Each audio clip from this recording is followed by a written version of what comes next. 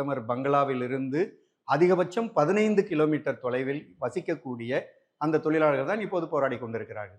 நொய்டாவில் இன்னும் பல்வேறு இடங்களில் அவர்கள் நடத்தியிருக்கக்கூடிய அந்த போராட்டம் சொல்லுவது என்ன என்று சொன்னால், 5 கிலோ சிலிண்டர் இதைத்தான் அந்த புலம்பெயர் தொழிலாளர்கள் வாங்கி பயன்படுத்துகிறாங்க.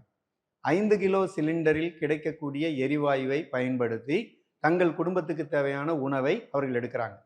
அப்படின்னா அந்த 5 கிலோ சிலிண்டருடைய விலை என்ன விலைக்கு போயிருக்கு?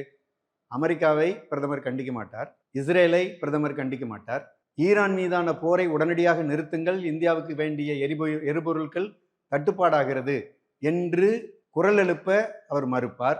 ரஷ்யாவிடமிருந்து கச்சா எண்ணெய் வாங்க வேண்டும், அதை நீ தடுக்காதே என்கிற முறையில் அமெரிக்காவை எதிர்த்து பேச மாட்டார்.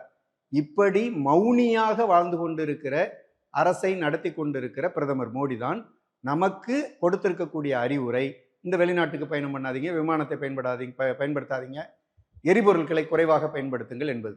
இந்த சாதாரண தொழிலாளி 4 சப்பாத்திக்காக எரிவாயுவை பயன்படுத்தாமல் எப்படி இருப்பார்? இந்த சாதாரண தொழிலாளி தனக்கு தேவையான உணவுப் பொருளை சமைப்பதற்கு எரிவாயு இல்லாமல் எப்படி சமைப்பார்? நொய்டாவில் நீங்கள் விறகடுப்பு பயன்படுத்துறதுக்கு அனுமதிப்பீங்களா? நொய்டாவில் இன்னும் பல்வேறு விதமான பழைய அடிப்படை மண்ணெண்ணெயே கிடைக்கல, அந்த மண்ணெண்ணெயை அங்கே பயன்படுத்துறதுக்கு அனுமதிப்பாரா? இப்படி ஏராளமான கேள்விகள் இருக்கிறது.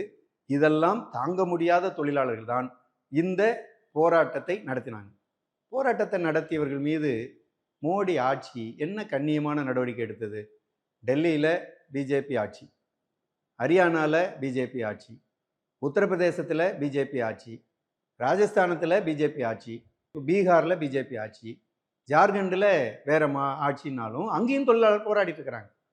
இப்போ இந்த 6-7 மாநிலங்களில் நடந்திருக்கக்கூடிய போராட்டம் எப்படி ஒடுக்கப்படுது?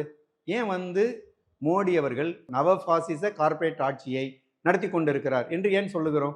இந்த ஆட்சி மிகப்பெரிய அளவில் கார்ப்பரேட்டுக்கு சாதகமாக நடந்துக்குது. எங்க 12,000 ரூபாய் சம்பளத்தை 12 வருடமும் உயர்த்தாமல் இருந்தால் இது கார்ப்பரேட்டுக்கு சாதகமான ஆட்சியா இல்லையா?